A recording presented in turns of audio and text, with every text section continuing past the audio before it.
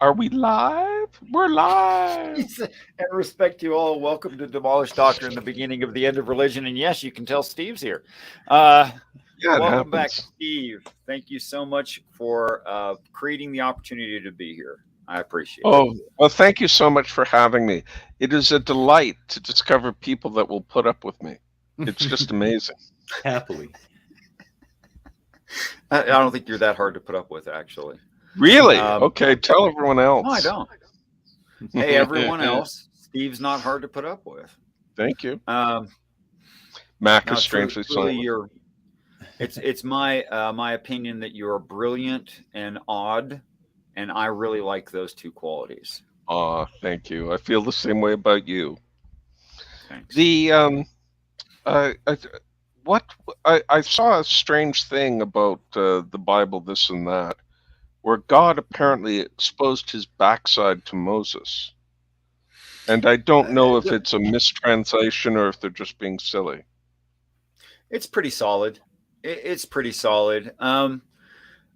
When a person takes that in, a fifth grade reading level, Yeah. then God, caused Moses to stuff himself in a crack in the rock and Mm. passed by and like blocked his view, Moses's view with God's hand. And then once he was past, took his hand away and allowed Moses to see the back of God. Right, not Okay, necessarily his rear end, but his back. he might have been wearing some kind of a hospital gown, I Sure. suppose. I don't read it that way. Peace and respect, Logan Fisher. Thanks for coming by. Um, but how I read it is that the moral of the story is true in reality, which is usually the case, except for Hmm. some really straightforward stuff that is just very shallow and obvious. The moral of the story is a truth in reality, and that the way that it's spoken of is colorful and fairy tale like language in order to make it less here's a fact, here's a fact, here's a where Mm. people just fall asleep reading it. And that's a tradition to those people at that time in that part of the world. Okay, they Right. they did everything by metaphor. Every life lesson you would teach your oldest son was in metaphor, and it's because they knew what you were talking about overall, Mm. and they knew you as a person and how you said things, that they would understand what it was a metaphor for, what it meant. But it was always told in colorful, exaggerated ways. Uh, Mm. so the Christians are kind of onto something and not taking it near far enough when they say something like foreshadowing, that Abraham and the sacrifice of his son Isaac, I get bad on names, Mm. uh, is a foreshadowing of what the Father does with Jesus. Well, you're on to something there, but it's not a foreshadowing. It's the telling of that story. It's not a Mm. foreshadowing. It's the exact story, which is why there's not just similarities. It's the same. What dies? What's sacrificed? Oh, a sheep, the ram, you know, You're right. the Lamb of God, that guy. That's what's getting sacrificed. And ultimately, does Isaac die? No, Isaac's fine. Goes Of on, lives course, his why a life. ram? Why not a sheep to be consistent? Lamb of Actually, God. it's Lamb of God, but even Lamb of God means like it's talking about its softness, it's talking about its youth, Hmm. it's talking about its gentleness, it's talking about its ignorance and innocence, which is apparently how Jesus starts out because he's born out of the group of the dead. That is, he starts out an atheist. He doesn't understand these things. He has to be Mm. taught them. Just like all of us, we don't, we're not born knowing stuff. It's not how it works. Right.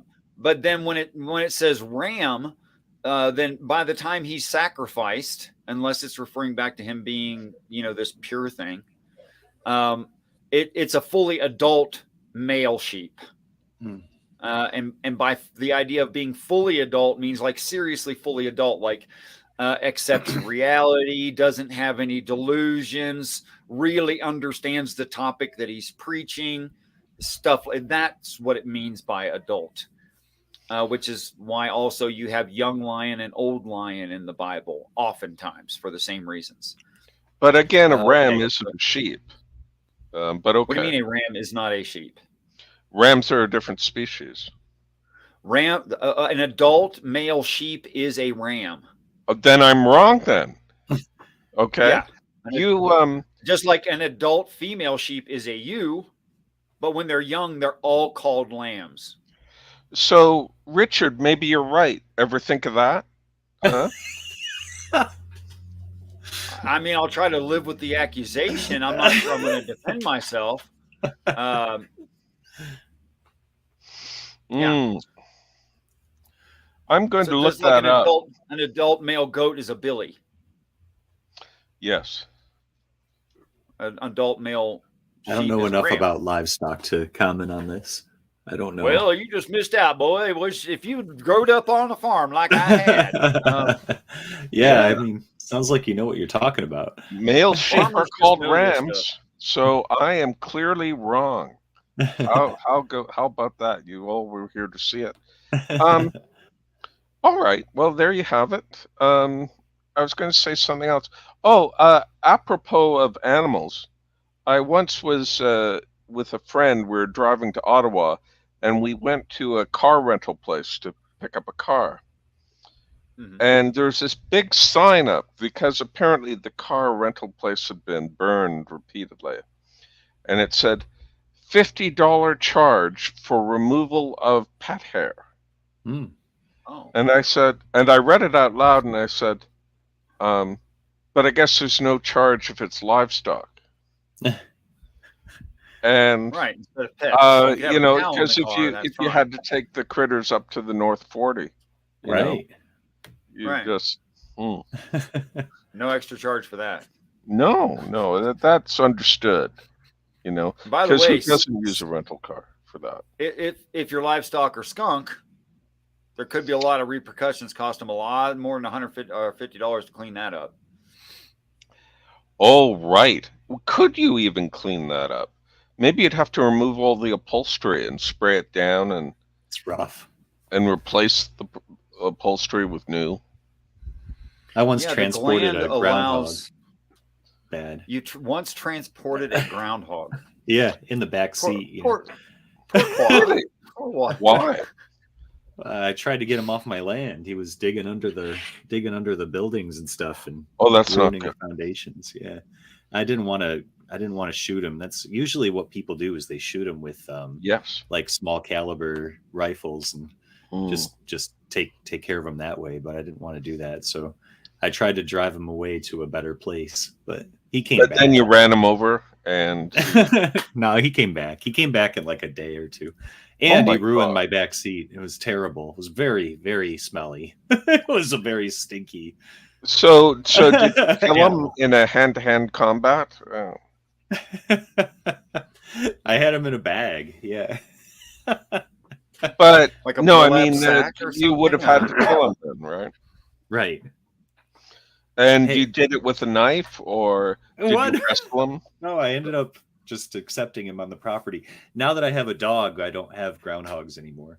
So. Okay, what breed of dog? She's an English Shepherd. Okay, they're lovely. Are those the ones that are very shaggy? No, she's pretty.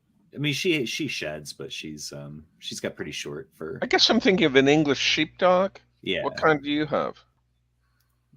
She looks more like a border collie, but bigger. Yeah. And she kills groundhogs. She's just a good deterrent. She kills moles. Jesus killed a lot of groundhogs in his time. I can't wait. Well, so I want to. Yeah, go ahead. So, Steve, I don't know if you noticed, but on the YouTube, like in the chat, Richard posted a question, a poll actually, about religious stories in general that make sense. Are there religious stories that cannot make sense? And when I was waiting for everything to start, I did a little bit of Googling about that. Just like what are the most unusual kind of religious stories out there, and we'll toss those out there. But anyway, it's an interesting topic. There's actually, of course, there's people who have studied, like mythologists who have studied like categories or created categories of origin stories, for instance. And Right. Okay. I think all of them map pretty well onto Richard's reading frame. But Hey, that's great. but there's one category that I think might be fun to talk about, and I don't think we've really done it before, which is the dismemberment category of origin stories. So the obvious one is Osiris and his jealous brother Set, who chopped him up into pieces and sent him all around the world, or I guess the universe, to be eventually reassembled. And then, of course, Isis had to find the phallus, which is I'm ready to answer. It was all right, replaced with a golden phallus, actually, because she couldn't find it. Oh, sorry, right. Richard, I overtalked you. Go for it, man. What do you got? It's okay. His body represents religion itself.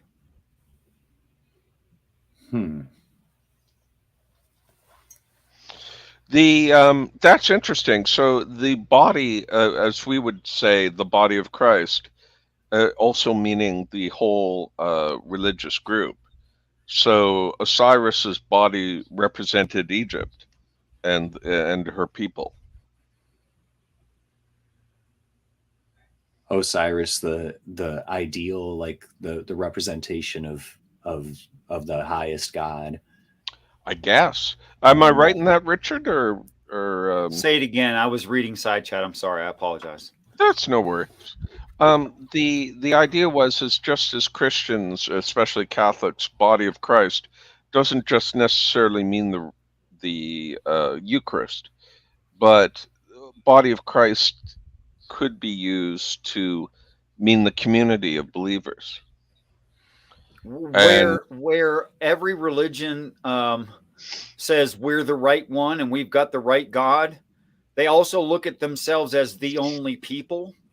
That's because it's expressed to them talking about the people. So then the reader assumes they're the people, or the practitioner. Let me finish. Could we say the body of Osiris being broken up and then brought back together represents the upper and lower kingdoms being united? But there's but just this earth, just all the people of the earth being united under one idea. Okay. Which is the eventuality of every religion ever. That's what happens at the end of the story. And then all the people united live together forever in harmony in a land that does not go bad. Like H.R. Puffin stuff. Sorry, I couldn't resist. Kind of similar to that, yeah. Do you remember that hat town they had where everybody was a hat? And when you went to their home, it was a giant hat? Leadville. Leadville. Okay. Right. Okay. Well, I don't remember much about it other than that. It was kind of weird. And everybody who lives in Leadville surely flips their lid. I don't remember this. I don't remember that song. I remember the flute. I only remember that much of the song. I don't remember the entire. That was obviously inspired by drugs. That whole H.R. Puffin stuff thing. Oh yeah. I mean, that was a trip. Like it. Yeah. Well, Puff and stuff. Right. I was one of the ones who answered the poll where maybe I don't understand religions. That's a viable answer. Yeah. That's what I clicked. I don't think I do. I think I hope I understand some of it, but I would want to know from Harple Blues what might be a viable answer, a suitable answer for you. I would love for you to comment that, Harple. Yeah. Okay. So the story I see is always the same, and because the first sets of small groups of people genetically restricted and put onto this earth, Adam and Eve put into the Garden of Eden from somewhere else. Okay. And that's early in Genesis that it states that. And God put man, whom he had, past tense, formed into the garden, not formed in the garden. That's the wrong way to look at it completely. They were only sworn to secrecy as to where they came from. The first generation had knowledge of heaven.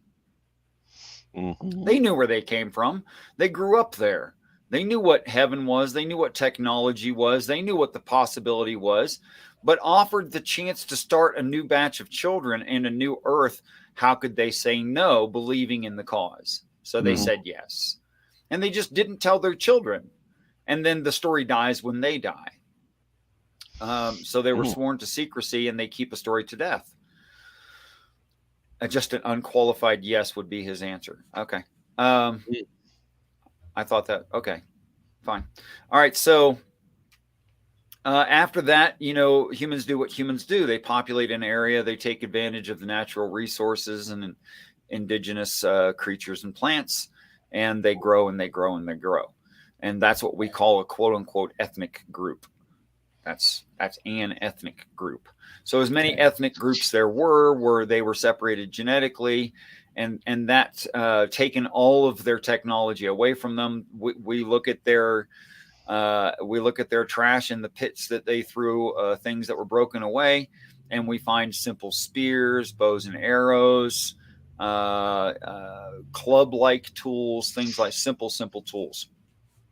But they were smart enough to make a loop and a button, So it's not like they just picked up a stick and poked stuff with it. No, they would refine the stick and make it into a tool, something that they could use, which made them very, very different from all the proto-man or Homo erectus that is not Homo sapien. Made them very different.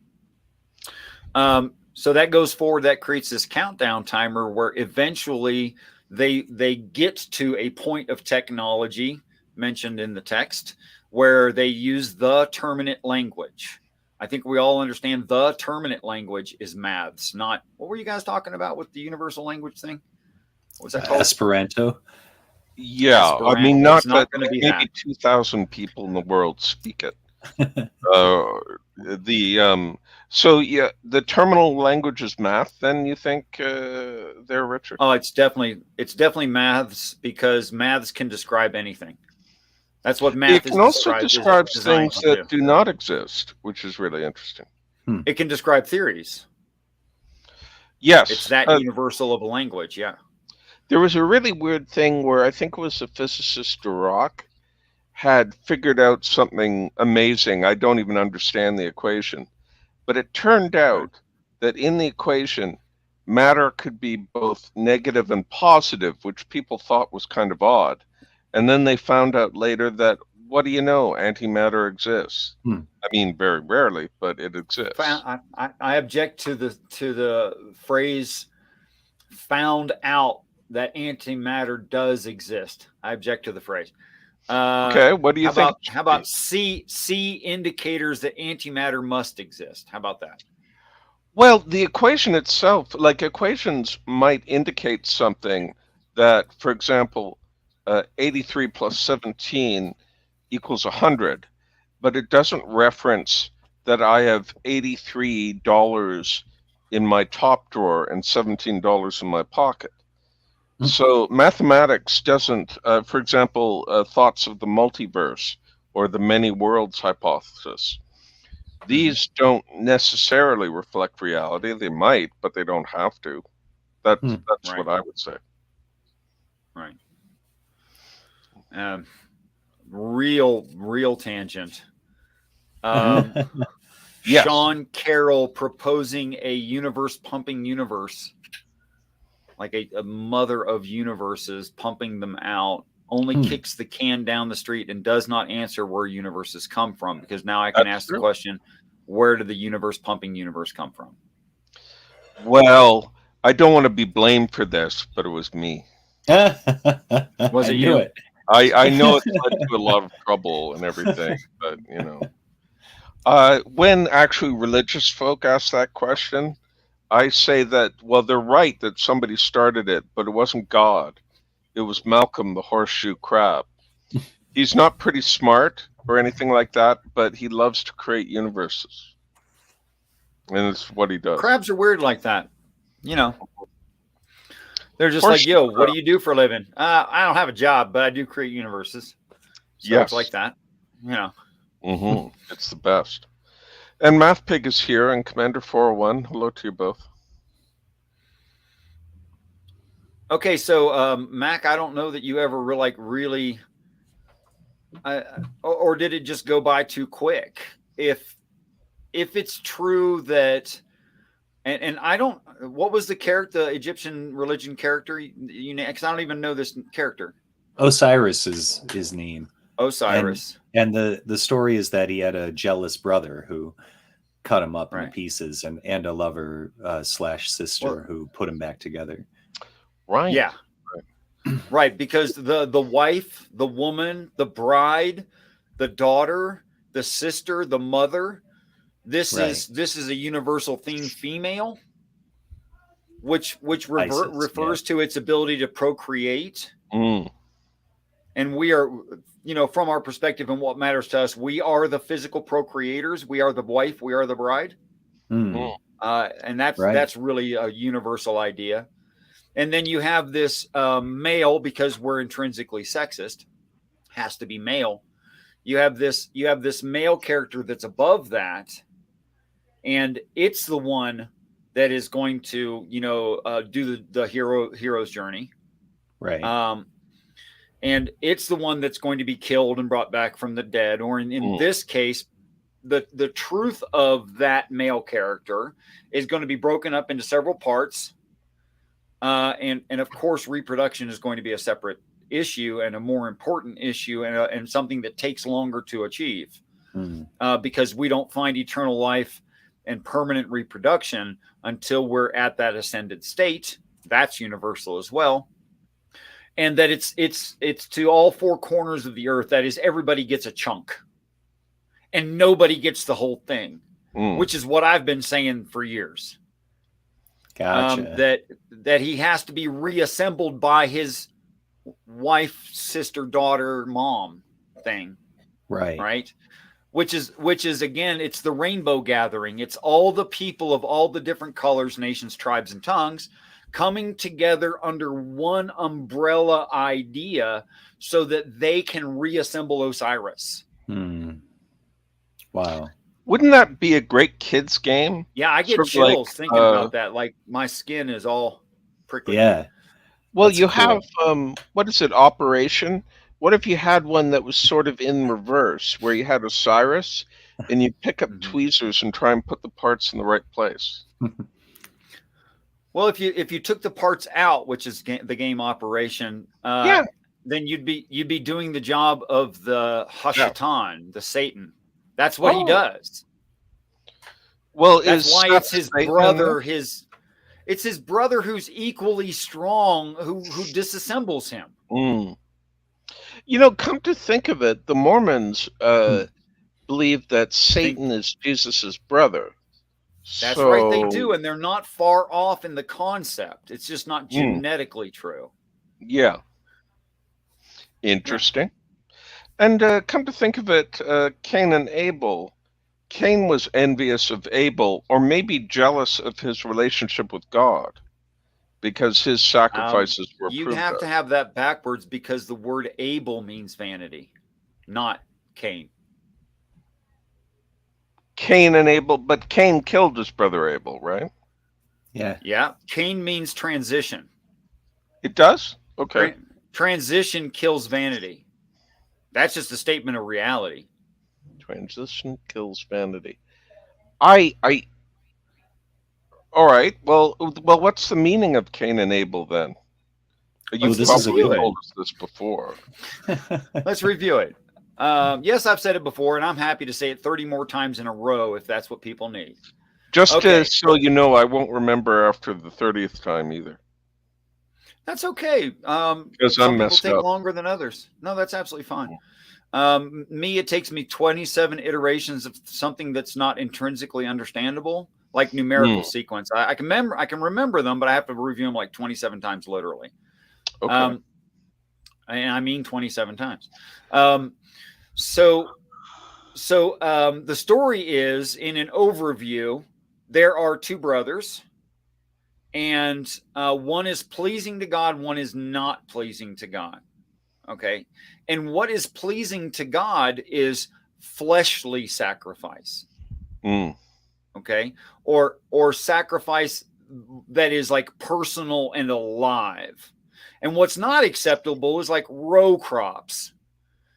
Because row crops grow out of the dirt, and you don't grow out of the dirt, and you don't even like associate yourself to something as something that grows out of the dirt. It's like very few people have empathy for killing a plant. Lots of folks have empathy for killing a pet, you know, an animal. Okay, so that's the way to look at it. Is the associative thing, as far as you're concerned, talking about you personally and closely, is flesh stuff. Once removed is like material stuff, cars, plants, minerals, stuff like that. Okay. So the acceptable sacrifice is sacrifice of flesh, not sacrifice of material goods. All right. So that's why one's acceptable and the other one isn't. And that's why one is growing row crops and is wrong, Cain. And one is correct and growing livestock, sheep, Abel. Okay.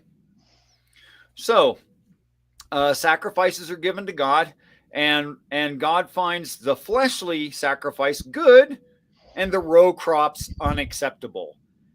And Cain is confused. He's like, what the hell, over?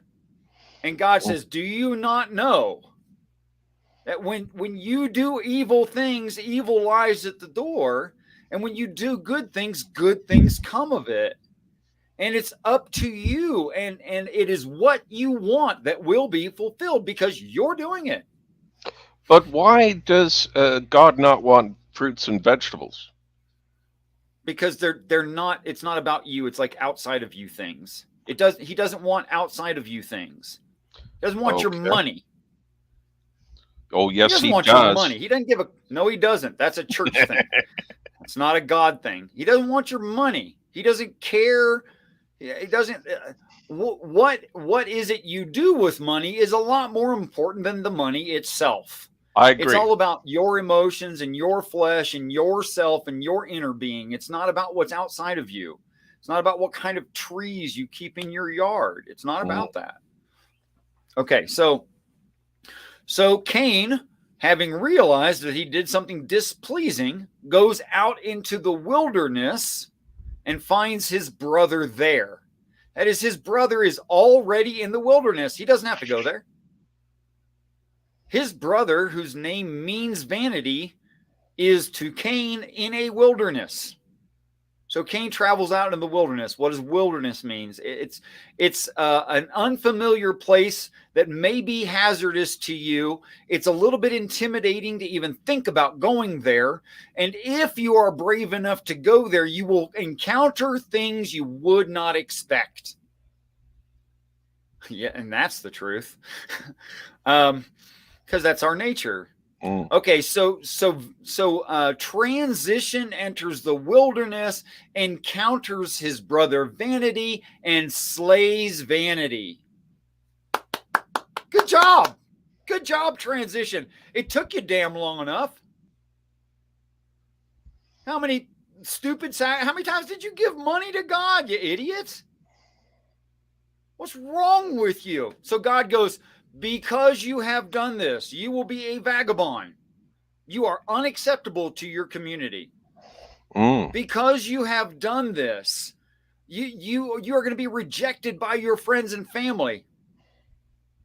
I have a brother that flew for 3 states away to visit with me for 2 hours to make sure I hadn't lost my mind.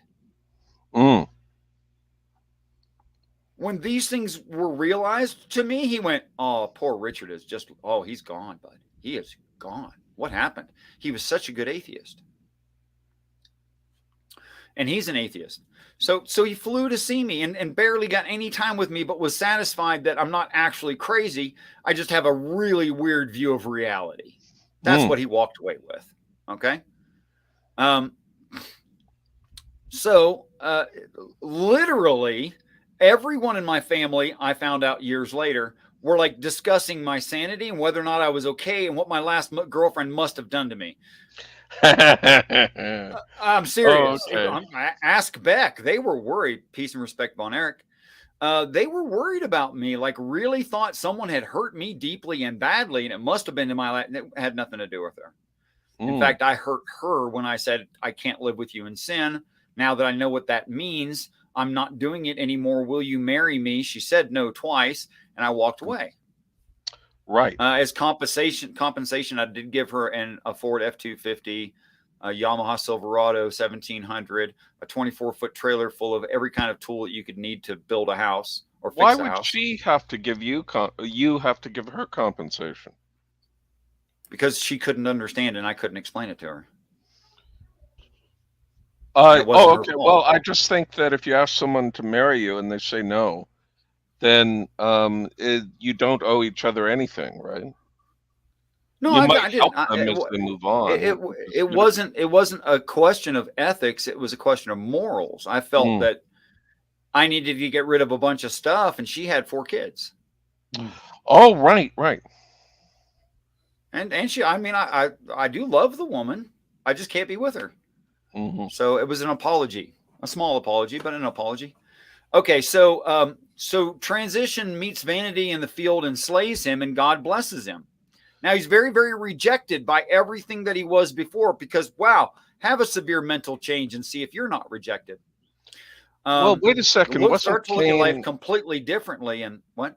But Cain was sort of cast out, right? But he did everyone a favor by slaying vanity. Well, he's cast out because he's so different.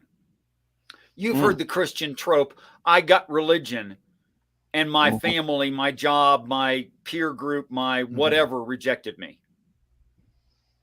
Well, it doesn't mean they accepted what is true, but they did really change, and everybody who thought they were this thing decided they were not that thing, and they didn't want to deal with it.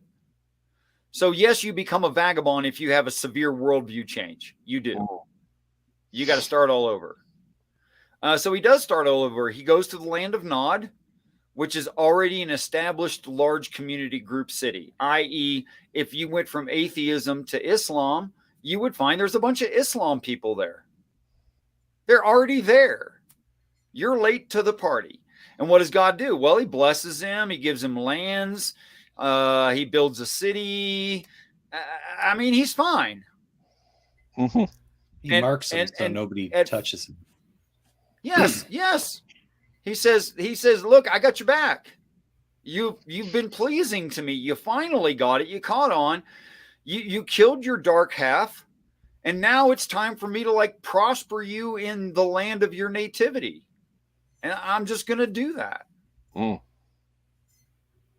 By the way, I'll vouch that it's true. By the way, I left everything behind, have been very well taken care of, to the point that it's absolutely ridiculous.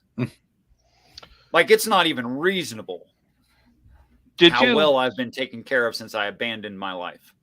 Did you divorce yourself from most possessions, son? I have no driver's license, birth certificate, social security card, documentation of education or military experience. I didn't take with me vehicle, tools. I literally did what the Bible said to do. Holy crap, you really walked the walk. I took one sword, that is a Bible, and the coat on my back and the clothes on my body, and I walked away. Literally walked away. Why give up your documentation? I'm kind of surprised by that, but okay. Because I just don't need it. It's just crap.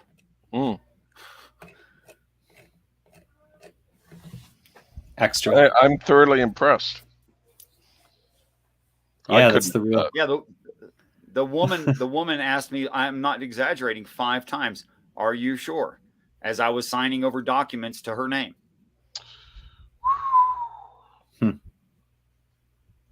I gave her all my crap. Jesus certainly didn't have a pickup truck, and so you don't want one either. That's I don't mean that as sarcasm. I think holy shit, that's amazing. I am doing my best to actually imitate the life of Christ. I really, really am, and I'm not saying I'm good at it. I'm not. I know I'm not good at it, But I am absolutely, I'm not kidding you, doing my best. Isn't there a I famous live book so called The minimalistically. Imitation of Christ? It was A what? A Yeah. book? yeah, it was called I don't read books. The Imitation of Christ, and it was about how Christians should do what you're doing. Let me Like see Saint if I can I Francis. give find it. away, I give away as much resources as I have excess. What I literally do not need, and I don't mean want, I mean need. I give it away all the time. Sometimes that's emotional support, sometimes it's financial support, sometimes it's physical support, sometimes it's physical security and support in that way. Like I'll go and break up drunks fighting on the street. I'll do that. Holy crap! I'm more coordinated than they are. I'm not drunk. Mhm. The book The Imitation of Christ, it's coming back to me now. I've never read this one.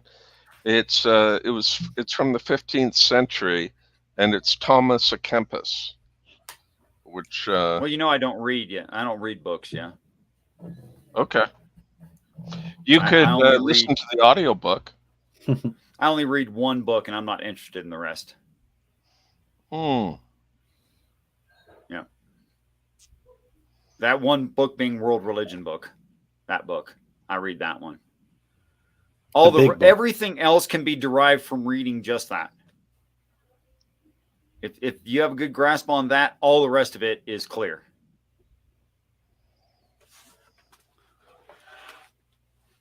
Like I've taken the book of Revelation and my understanding of it and applied it to Native American Zuni Mm-hmm. origin stories of how they were underground and came out of the planet, came Right. out of the dirt, The emergence and it worked motif. absolutely perfectly Mm. to justify to reality what a very ancient story from a different religion, from a different people,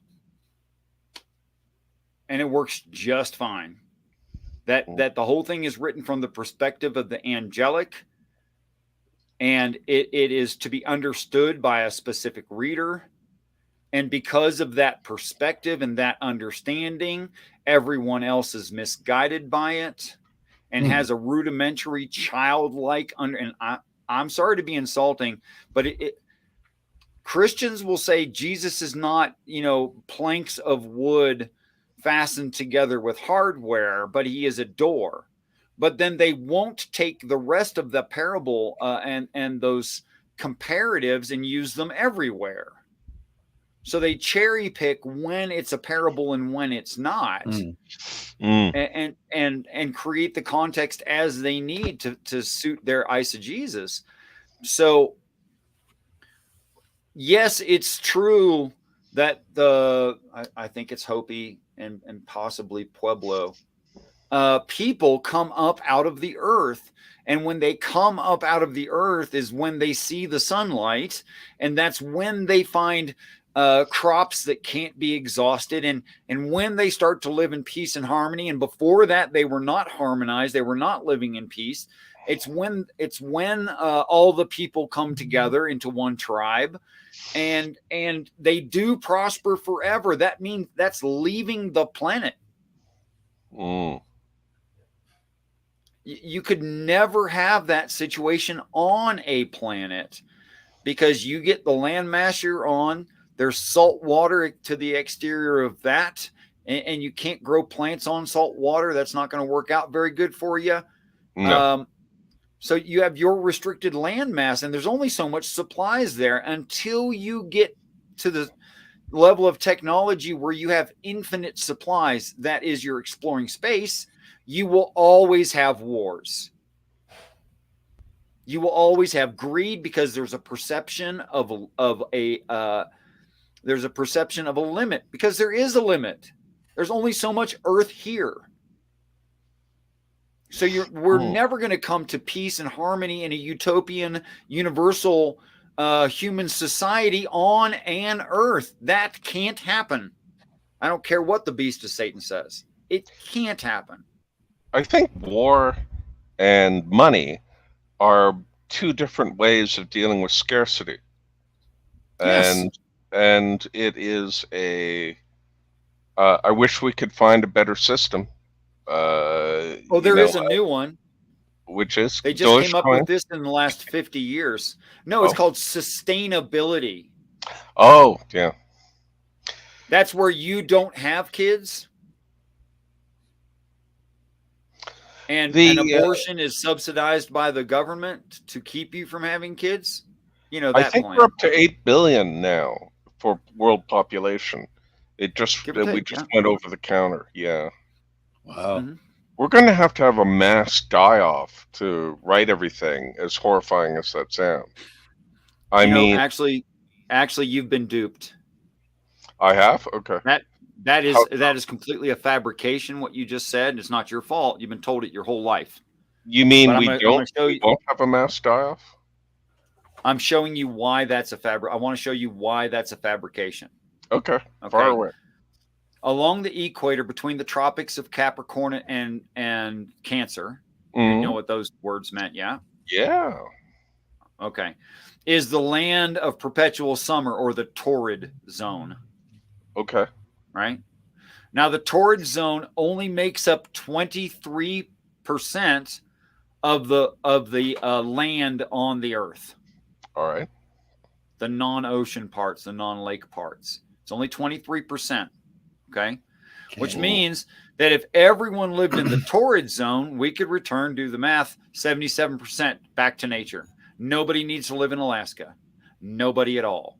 Now, is there room enough for 8 billion? Oh my God, 8 billion people. It's such a big number along the torrid zone. Well, actually, if we created infrastructure to support 8 billion people along the torrid zone, we would have the best farmland, the richest soil, returning 77% of the earth back to nature. Just stay out of it. Leave it alone. Is there enough land mass in the torrid zone? We'd have. I'm about to. Okay, far that's away. The last question. Okay, and then we could destroy, take apart all the rest of the cities we put everywhere. Okay, all right.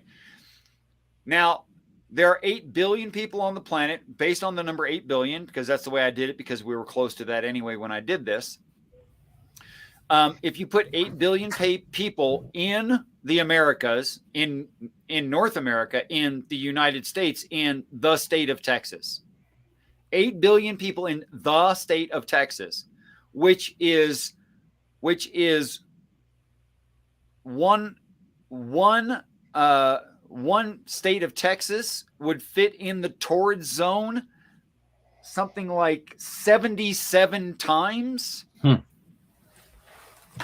Okay. You would get 4.6 people per acre in Texas. That would add up to 8 billion? Or sorry. 4.6 people per acre in Texas is 8 billion people. So you would have plenty of room left over for farmland. You could give every living human being of all ages 10 acres each in the torrid zone, and they could have that forever. If you did a land redistribution and you took all the land that's being hoarded by the hyper wealthy and gave it back to the people. That's how much land hoarding there is. That you're forced into Arizona and Alaska and Russia. Are you freaking kidding me? It's so hard to live in those places, and there's no need for us to. There are some places that are just so goddamn cold. Being a Canadian, but Alaska, I wonder, does Alaska get the equivalent of a Gulf Stream or something? Because it looks awfully cold, but they have a lot of trees up there. It's really cold in Alaska. Yeah.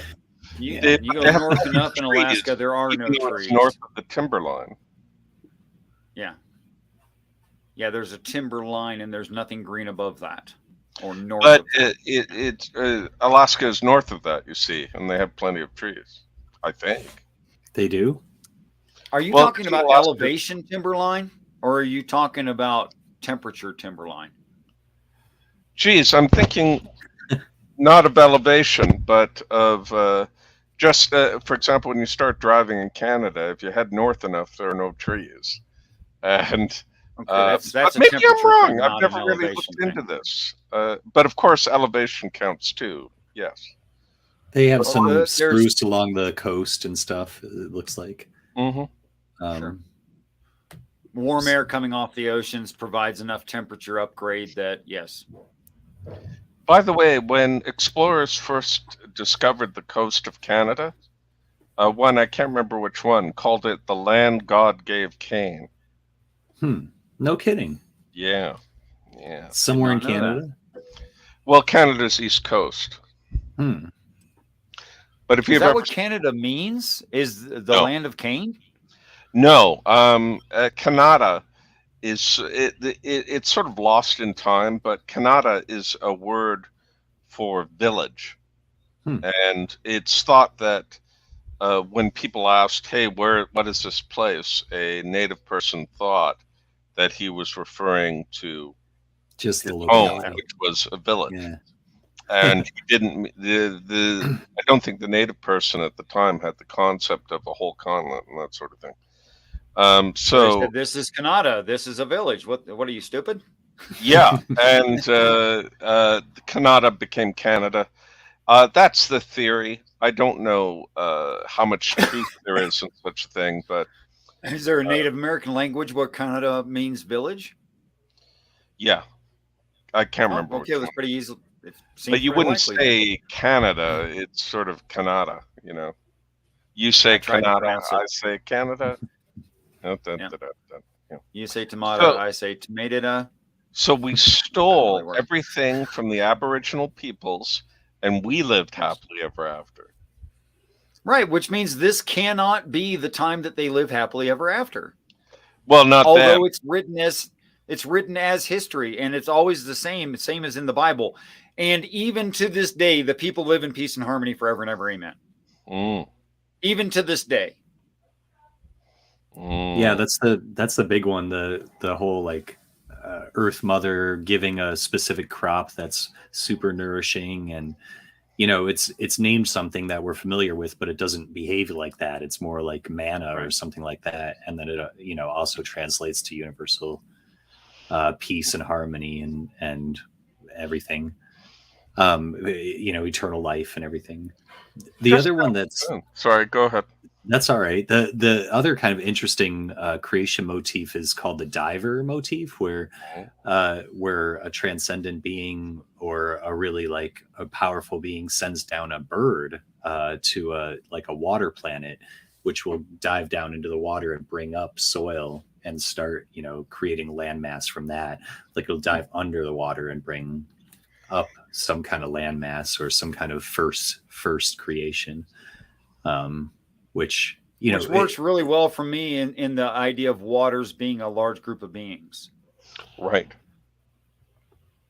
That is, we're derived from the angels. We're made a little lower than the angels, right? And then we're the brought up structure out being of we're formed brought out of that group, and we're Right. solid and stuff, and we do the community thing.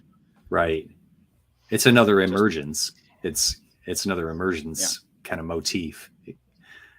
Just like coming out from the interior of the earth,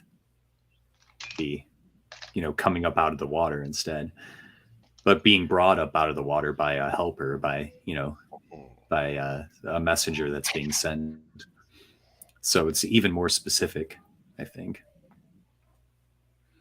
And I would think that if that's the right way to look at the story, then eventually in the what you call it, the diving bird, the bird that comes down. Yeah. In that same story, at the end of that story, then there has to be like the people become the bird elevating, or the bird has to come a second time and lift the produce of that earth to some higher place. I would think that would have to be in the story too. I'm not sure. I mean, I definitely see it in the Phoenix. Oh, sure. That there's this repetitive cycle of this, this bird that it burns up and is reborn. And oh my God, if you can't find that in the Bible, I don't know what's wrong. Like, wow, it's And that's an old whole one. of the earth that gets burnt up like that and is reborn. Mm-hmm. Yeah, and that phoenix that's ancient. That's back to like astrology kind of depths of tradition. Right. Goes way back.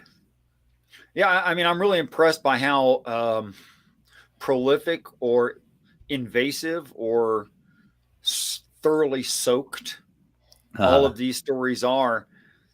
If never mind the American tradition of the Christmas tree, but if you look at the original traditions of the Christmas tree, it was to be hung upside down, which would cause the branches to, by gravity, make well, actually, it ends up like this shape, right? But I think perceptually, it's this shape. It's a sphere. A sphere, yeah. And then you're supposed to put small, very small, tiny candles, and a lot of them, on the Christmas tree, right? And you're supposed to have red thread that are wrapped around carved balls, so that you have red balls. And I don't think there was an accurate count, but you were supposed to have several of them.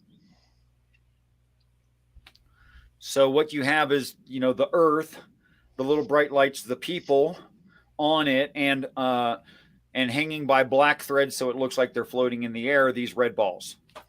Like it's the Red Star Kachina, man. It's the book of Isaiah, the scene of end times. It's heaven's arrival. It's this thing behind me. Yeah.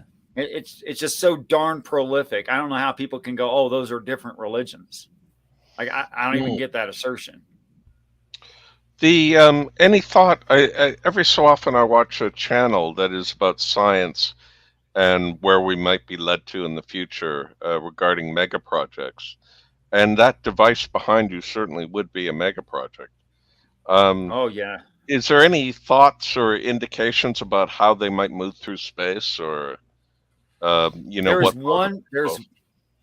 There's one verse in the Bible that indicates the movement of heaven through large expanses of space-time.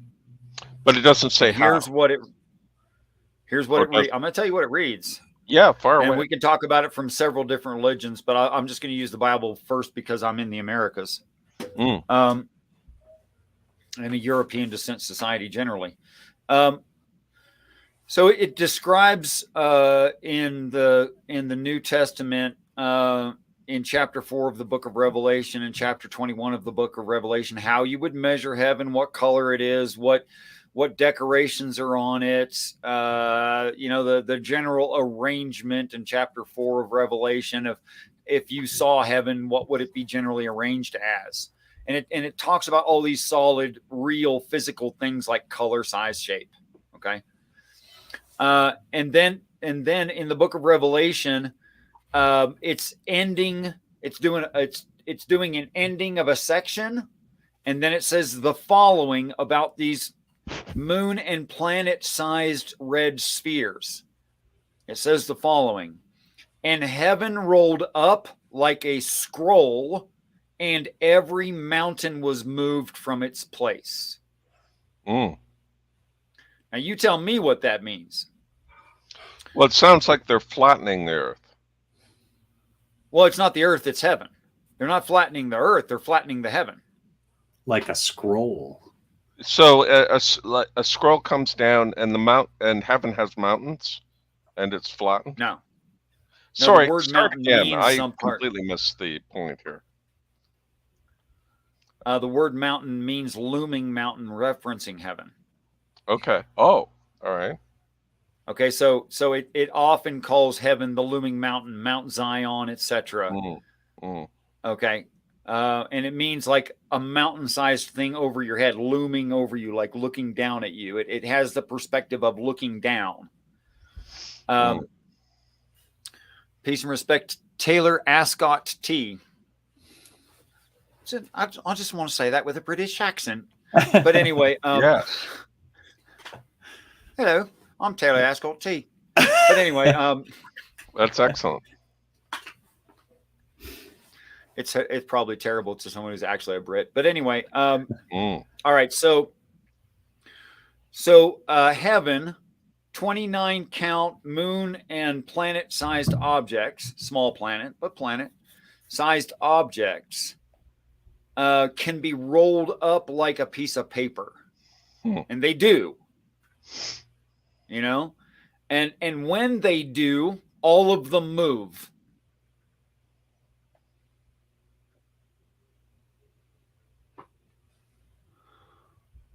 I don't know what that means. Like a snapping, like, a scroll that you kind of let go of, and it snaps closed. It like rolls up real quick. Right. That's the kind of visualization you end up with, something like that, right? Yeah. I don't know what that's now strange. I don't know how to roll up three-dimensional objects as if they are two-dimensional objects. I don't know how to do that. But that's apparently how they move. Okay, so they fold space, maybe. Sounds like it. It reminds me of general relativity and the gravitational space-time sheet. Yeah. Warp drive thing that people who know what I just said, and I don't know what I just said, but that's the concept I get. It's like literally taking the sheet of space and folding it. That's what that looks like to me. And you can read that in the Bible. You can just look up the words heaven scroll, and it's the only place that it's mentioned. It's dimensioned. Still no blueprints, and we want to do this for ourselves. But no, Bible doesn't give us blueprints or... Here's the promise. The angels do this for us. They don't let us accomplish it. And I think there's a very good reason as to why we're not allowed to accomplish that level of technology, though eventually we would get there. I think the way technology and human nature works is that we develop technology faster than we can emotionally handle having the responsibility of the technology that we just developed. I mean, look at nuclear weapons. That does seem true. We're able to make something more deadly than we can control. Or those military robot dogs that the Boston Dynamics is building. Those things. We don't need those running around. Hey, Nisha. All right. Like, I don't know anybody that I would trust to control something like that. Not even an honest... I do. I can think of somebody. I would trust angels. Yeah, all right. Yeah, I would trust morally perfect beings, definitely, with such a thing. But they probably wouldn't want them. You'd have to have, they're going to end up with it anyway. Just because it exists in reality within technology, they're going to end up with it. So, which means they already ended up with it, which means they already have it. But the question is not... Some people look at a man as being a violent thing. And some people look at a man and say, well, in order to be a man, you have to be stoic. I say that a man has to be both. He has to be dangerous and stoic. Okay? So being an adult isn't the ability to kill another adult. Being an adult is having the ability to kill another adult and not exercising it. Right. That's definitely part of it. Responsible restraint. But in order to have responsible restraint, you'd have to have perfect knowledge and ability to do that. Which means you kind of have to be an angel to do that. Or our but dying then you look son. and... Sorry, Richard, I thought you paused. Let me just wrap this. I did pause. I'm sorry. It was too long of a pause, but I was thinking. Which is why the text of the Bible states that one angel can take out 10,000 soldiers. That doesn't mean he's going to like grab hold of each one and physically defeat them and tie them up and go to the next one. Oh no. It means he's going to push a button on his wristwatch. That's what it means. And you don't want to know what happens when he pushes that button on his wristwatch. You don't want to see that. It's decisive, whatever it is. It happens. It's decisive, and once released, it does what it was intended to do, which is catastrophic. You don't want to be part of the group, that angel was forced, and I mean forced, to defend against. You don't want to be part of that group. You're going to die. A lot of questions about angels in chat. Okay, Taylor Ascot, consistently in a quick elevator speech overview, any human being off of this earth, genetically freed to where the parts of our genome that do not code but keep getting repeated were physically manifest in the individual, started coding, would be what we now call an angel. And angels are men from and women, human beings from other earths who have already undergone that process. And the first angels, they were never restricted. They were already Adam, Eve, their first descendants, were already born perfect and already naturally live forever because they never had that restriction of 120 or less years in the first place. That's a thing of an earth. Which is why the text reads, despite the fact that flesh is meant to live forever, man's days shall be numbered 120 years. And that's the difference between a man and an angel, is that restriction right there. Yes, as the fabric of space-time is being folded in the book of Revelation. I totally agree, Odin. That is what it's describing. It's wild. Like, come up with that, 2,000 years ago-ish? Right. Go ahead, I dare you. Yeah, I mean, and I'm not saying it's a science book. I'm not saying that. Go ahead. Sorry.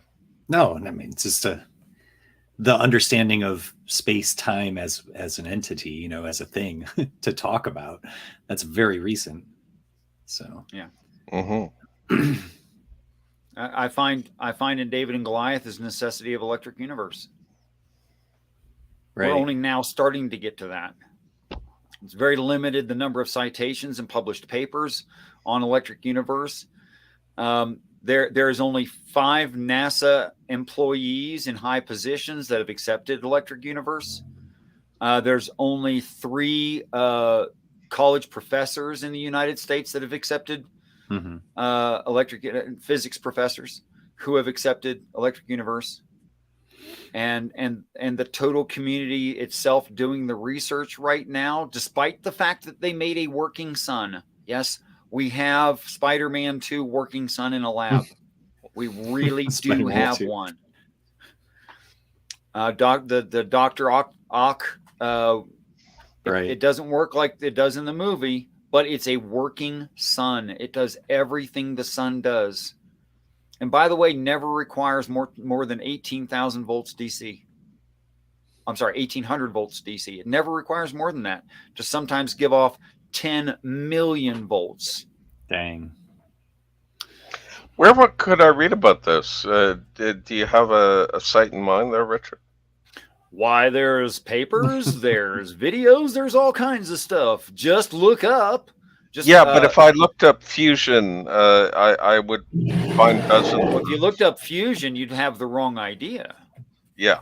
And you would never get to making a sun from fusion. You just have an explosion. That's all you're going to get out of fusion is an explosion.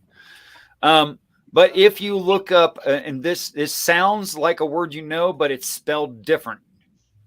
If you look up the word sapphire, but you spell it SAFIRE project, Electric Universe dudes made a sun. It has solar ejecta. It has all the plasma layers that our sun does. It rotates like our sun does. It does all that stuff. Okay, it's Sapphire Project is a plasma reactor. That's right. Replicating. Not nuclear. It's not nuclear fusion, which would be unstable, uncontrolled, and explosive in the first place. An electric sun is not self-sustaining. That's right, Harpo Blues. It requires that energy is coming from somewhere else, and essentially it's a big freaking light bulb. It's the filament of a light bulb. That's all it is. Which is why all of those physical materials are coming off it, is because they're being evaporated. The filament gets used up. Well, and thanks. Yes, it requires. Found a website. I'll look at it. I'll read about it. And Harpo Blues is right. It requires that there be huge amounts of energy out in space that is translating from one area to another over immense distances. Of course, we've seen the cosmic web. We know it's there. So I got no problem with that amount of juice out there just freely floating around and going toward whatever's closest. I mean, to put that at scales and my brain doesn't get this, and maybe yours can. To put this at some kind of an understandable scale, a lightning bolt is how many volts, and how far can a lightning bolt jump? Well, scale that up to where a plasma stream can jump millions of light years, or hundreds, or even tens, or even just 1 light year.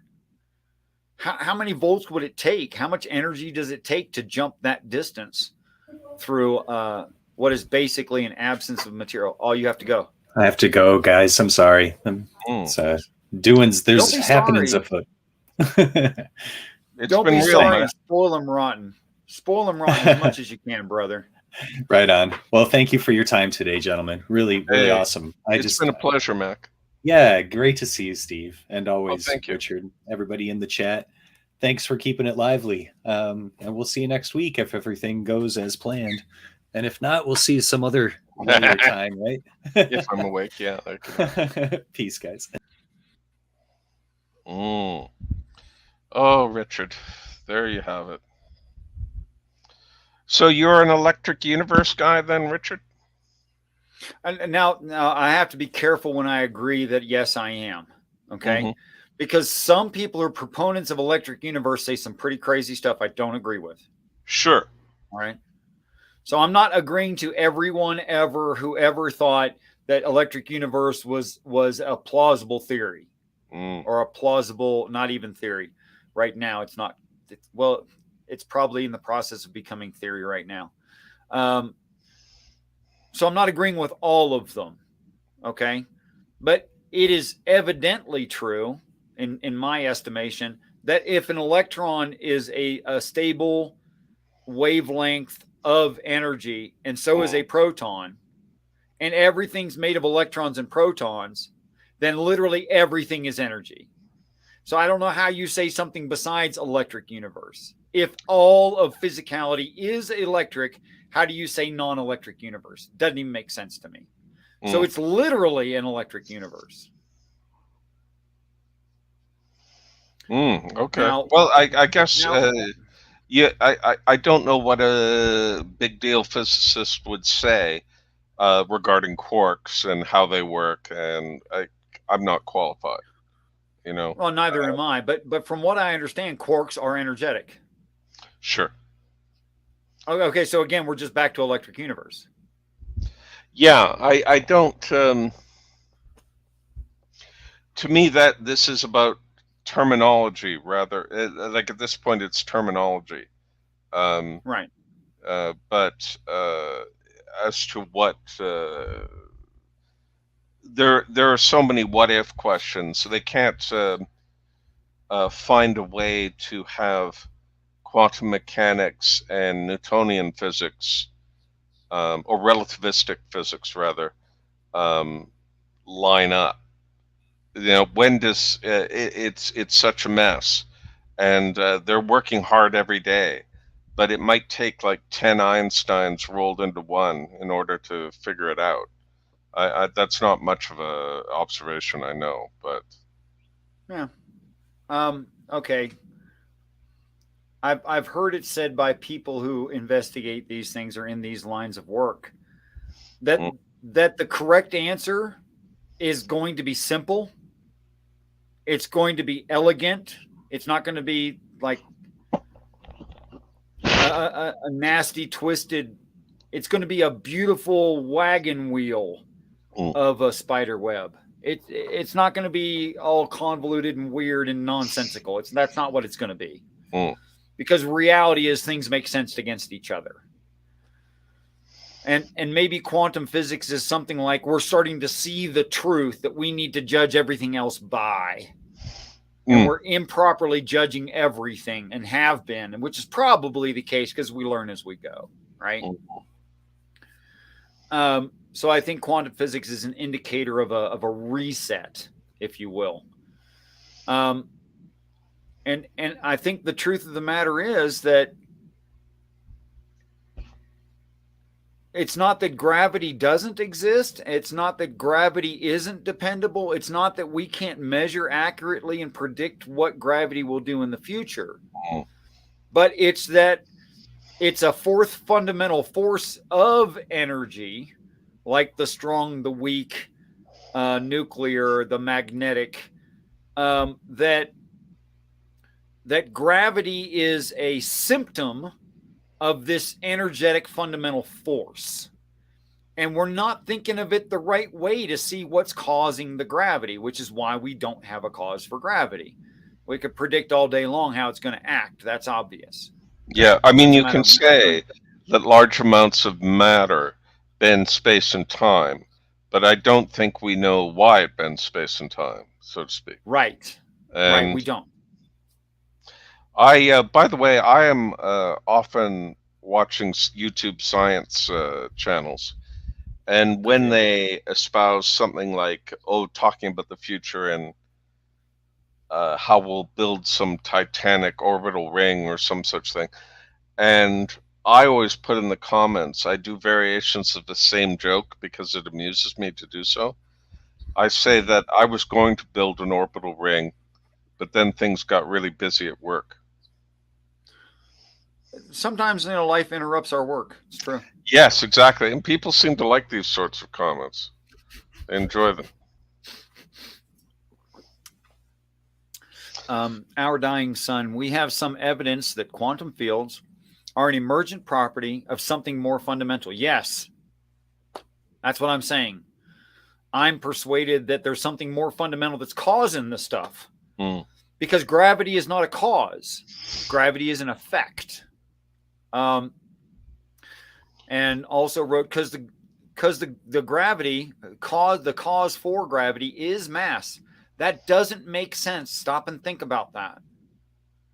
It's not mass that causes gravity. Gravity happens at all scales, right? So the smallest amount of mass has a gravitational field, right? It doesn't even matter how big it is. It's going to have a gravitational field, right? I'm not arguing with you whether or not the smallest or a larger amount of mass has a greater gravitational field. That's not my argument. I'm saying, what about physical matter causes gravity? That's what I'm asking. Also, I wonder if gravity has a Planck, I think it's pronounced Planck,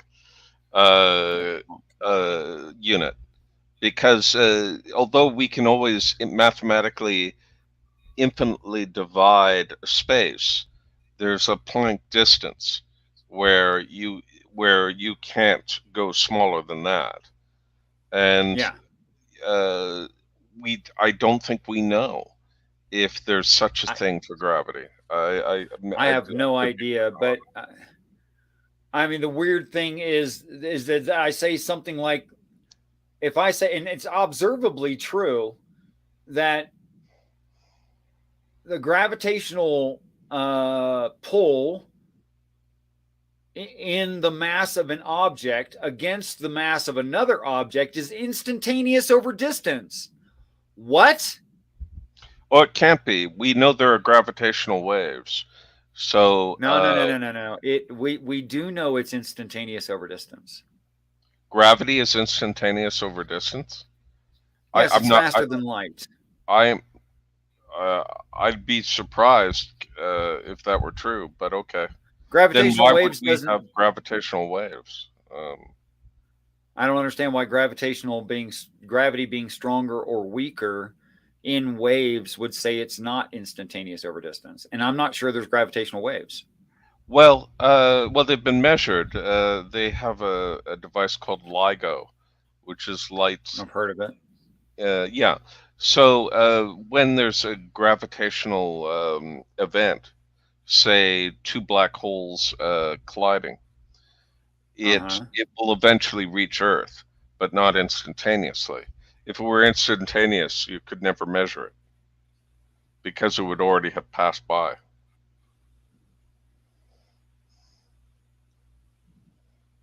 That seems logically fair. I don't know. I'm gonna have to look into it. For now, I'll just retract the statement and understanding that it's instantaneous over time, over Okay, distance. okay. I don't know that. I don't know that. I heard something about that. I was willing to grant it. Now, because of what you've said, I'm no longer willing to grant it. Okie dokie. And on that note, I was going to sign off because I'm tired. Oh, good. Well, But thanks for a very coming good by. As you're available, I want you to know that you're always appreciated. Well, thank you so much. I do appreciate having friends who tolerate my on and off behavior and not functioning half the time and that sort of thing. It's quite convenient for me because I don't like you enough that I'd want to put up with you all the time. Okay, well I If can't top turnabout's fair play, yeah, that. that's pretty good. Yeah, Yeah. yeah. Thanks for coming by, Steve. Oh, you're Thanks a awesome. lot. Bye for now. Bye bye. All right, guys. I guess we'll wrap it up unless one of you guys in the side chat say something just absolutely riveting. But you know me, I want a cigarette. It's a good half an hour past when I would have already smoked one. You guys got anything right now? Let's see what happened in the survey. All right. We have Harple Blues who could not respond because there was no agreeable answer within the following selections. Yes. Oh, the question, are there religious stories that cannot make sense? Yes, some things are absolute. No, anything can be justified. If it's logical, I may accept it. And maybe I do not understand religions, 27%. 18, 27, 27, and 27. Which, in my estimation, except for the 18, is exactly the same number in percentages, which is interesting. And Harple Blues answered unqualified, yes. There are some that are not going to ever make sense or something like that. And the question I asked to spurn thought, what is the most unbelievable story from any religion? What's the specific story? And we covered a little bit of that in this conversation today. Let me read the side chat real quick.